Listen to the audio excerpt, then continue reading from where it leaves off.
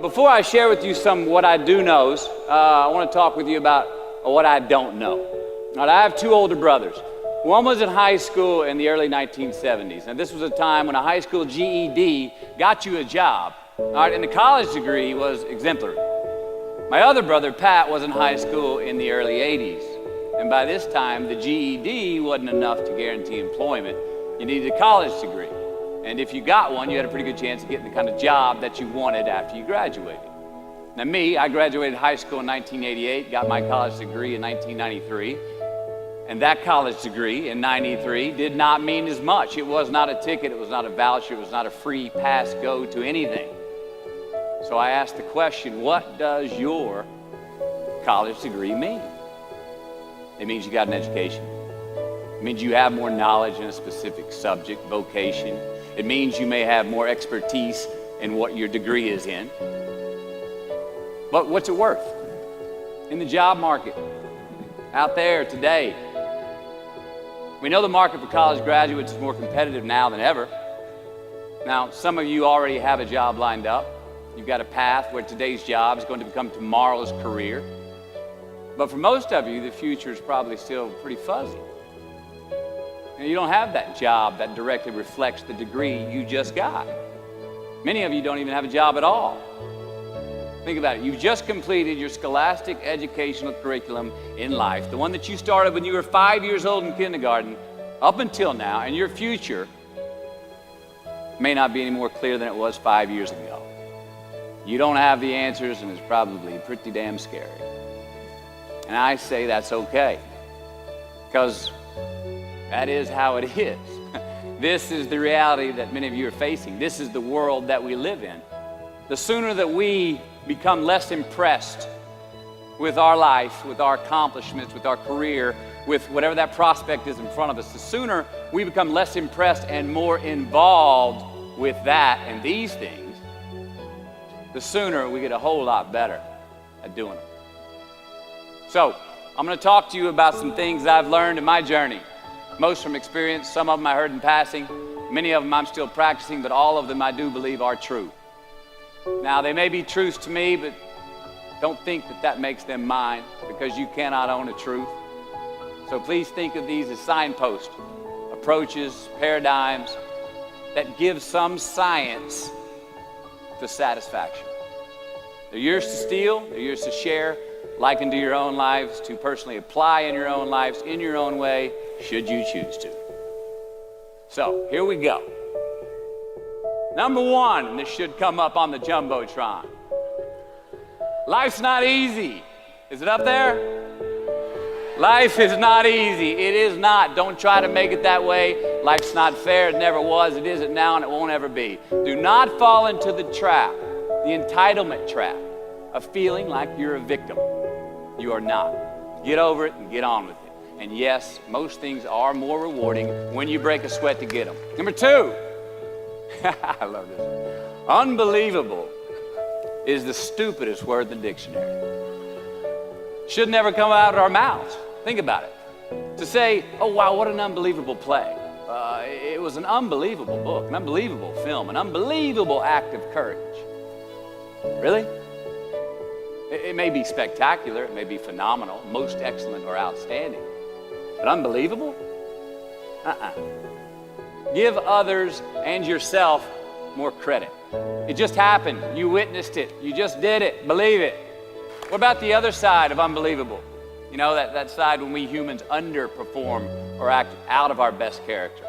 For instance, man flies a suicide jet into the World Trade Center. Millions die from diseases every day that we have cures for. Bob the Builder swears that he's going to have your house built by Thanksgiving, and you can't move in until Christmas the next year. Our best friends lie to us, and we lie to ourselves all the time. Unbelievable? I don't think so. Again, it just happens, and it happens every day. Nothing that we Homo sapien earthlings do is unbelievable. And if there's one thing you can depend on people being, it's people. So we shouldn't be surprised. We, us, are the trickiest mammals walking the planet. I'm not worried about the monkeys. I'm worried about you and me. Happiness is an emotional response to an outcome. If I win, I will be happy. If I don't, I won't. It's an if-then, cause and effect, quid pro quo standard that we cannot sustain because we immediately raise it every time we attain it. You see, happiness demands a certain outcome. It is result reliant. And I say if happiness is what you're after, then you're going to be let down frequently and you're going to be unhappy much of your time. Joy, though, joy is a different thing. It's something else. Joy is not a choice. It's not a response to some result. It's a constant. Joy is the feeling that we have from doing what we are fashioned to do, no matter the outcome. Now, personally, as an actor, I started enjoying my work and literally being more happy when I stopped trying to make the daily labor a means to a certain end. For example, I need this film to be a box office success. I need my performance to be acknowledged. I need the respect of my peers. All those are reasonable aspirations, but the truth is, as soon as the work, the daily making of the movie, the doing of the deed became the reward in itself for me, I got more box office, more accolades and respect than I ever had before. See, joy is always in process. It's under construction. It is in constant approach, alive and well in the doing of what we're fashioned to do and enjoying it. Number 4, define success for yourself. Now check this out. I'm in south of New Orleans a few years ago, and I went to a voodoo shop. And they had this wooden partition against the wall with these columns. And in these columns were all these vials of these magic potions, right? And the headings above each potion defining what they would give you were things like fertility, health, family, legal help, energy, forgiveness, money. Guess which column was empty? Money. Somebody please tell me where else you're gonna have this much fucking fun? Let's admit it. Money is king today. It's what makes the world go round. It is success. The more we have, the more successful we are, right? Now, I would argue that our cultural values have even been financialized. Humility is not in vogue anymore. It's too passive.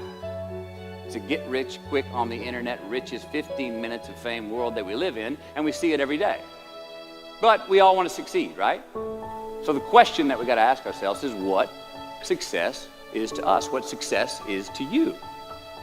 Is it more money? That's fine. I got nothing against money. Maybe it's a healthy family. Maybe it's a happy marriage. Maybe it's to help others, to be famous, to be spiritually sound, to leave the world a little bit better place than you found it. Continue to ask yourself that question. Now, your answer may change over time, and that's fine. But do yourself this favor. Whatever your answer is, don't choose anything that will jeopardize your soul. Prioritize who you are, who you want to be, and don't spend time with anything that antagonizes your character. Don't drink the Kool-Aid, man. It tastes sweet, but you will get cavities tomorrow, all right? Life is not a popularity contest. Be brave, take the hill, but first answer that question, what's my hill? So, me, how do I define success for me, myself? Well, for me, it's a measurement of 5 things. We got fatherhood. We got being a good husband. We got my health, mind, body, and spirit. We got career, and we got friendships. These are what's important to me in my life right now. So I try to measure these 5 things each day. I check in with them. I like to see whether or not I'm in the debit section or the credit section with each one. Am I in the red or am I in the black? You follow? For instance, sometimes say my career's rolling. All right, it's way up here in the black, but I see how my relationship with my wife maybe could use a little bit more of my attention. I got to pick up the slack on being a better husband. Get that one out of the red. Or say my spiritual health could use some maintenance. It's down here, but hey, man, my friendships and my social life, they're in high gear, right? I got to recalibrate. Checks and balances. I got to go to church. Remember to say thank you more often, something. But I got to take the tally because I want to keep all 5 in healthy shape.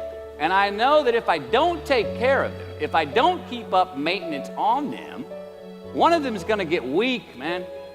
It's going to dip too deep into the debit section. It's going to go bankrupt. It's going to get sick, die even.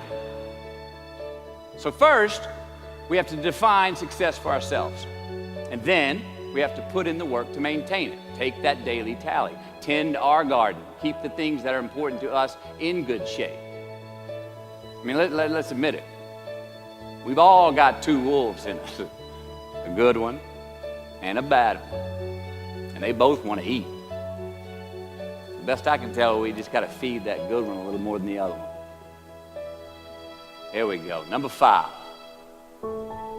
Don't leave crumbs. And the beauty of delayed gratification. So what are crumbs?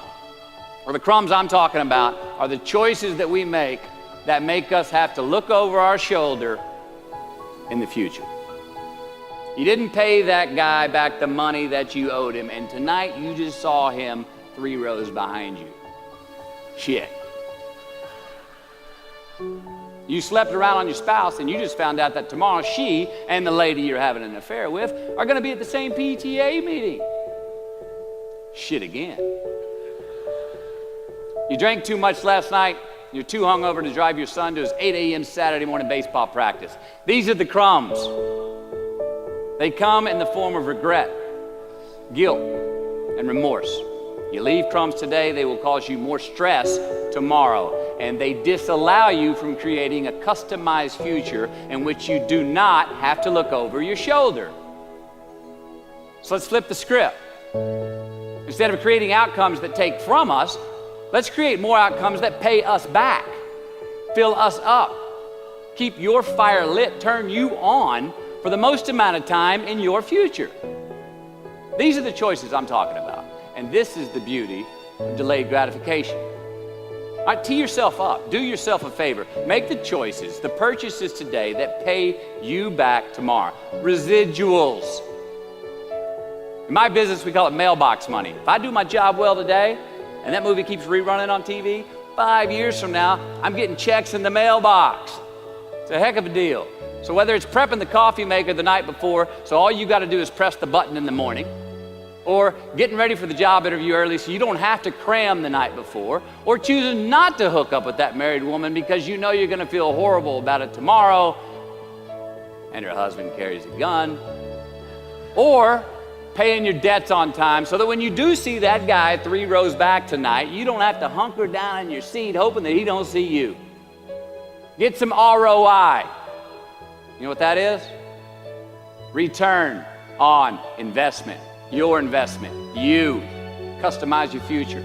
Don't leave crumbs.